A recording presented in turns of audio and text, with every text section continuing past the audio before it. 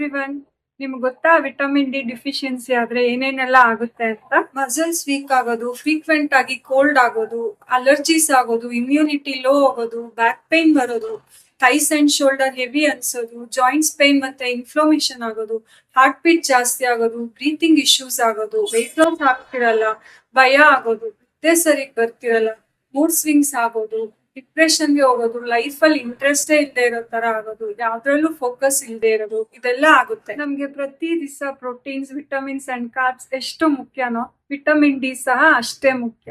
Vitamin D ನಮ್ಮ ಬಾಡಿಲಿ produce ಆಗೋದು sunlight exposure ಇಂದ. ಆದ್ರೆ ಈಗ ಮೆಜಾರಿಟಿ ಜನ ಸನ್ಲೈಟ್ಗೆ ಎಕ್ಸ್ಪೋಸ್ ಆಗೋದೇ ಇಲ್ಲ. ರಾತ್ರಿ ಊಟ ಎಲ್ಲ ಆದ್ಮೇಲೆ ಮನೆಯಿಂದ ಆಚೆ ಹೋದ್ರೆ ವಿಟಮಿನ್ ಡಿ ಇಲ್ಲ ಸನ್ಲೈಟ್ ಸಿಗುತ್ತಾ? ಹಾಗಾದ್ರೆ ಪ್ರತಿ ದಿವಸ 10 ಗಂಟೆ ಒಳಗೆ ಸನ್ಲೈಟ್ಗೆ ಎಕ್ಸ್ಪೋಸ್ ಆಗೋ ತರ ನೋಡ್ಕೊಳ್ಳಿ. ಜೊತೆಗೆ ವಿಟಮಿನ್ ಡಿ ಸಪ್ಲಿಮೆಂಟ್ ತಗೊಳಕ್ಕೂ ಸ್ಟಾರ್ಟ್ ಮಾಡಿ. ನಿಮ್ಗೆ ನಾನು ಹೇಳಿದ್ರಲ್ಲಿ ಯಾವ್ದಾದ್ರು ಸಿಂಪ್ಟಮ್ಸ್ ಇದ್ರೆ ನನಗೆ ಡೈರೆಕ್ಟ್ ಮೆಸೇಜ್ ಮಾಡಿ ವಿಟಮಿನ್ ಡಿ ಅಂತ. Thank you.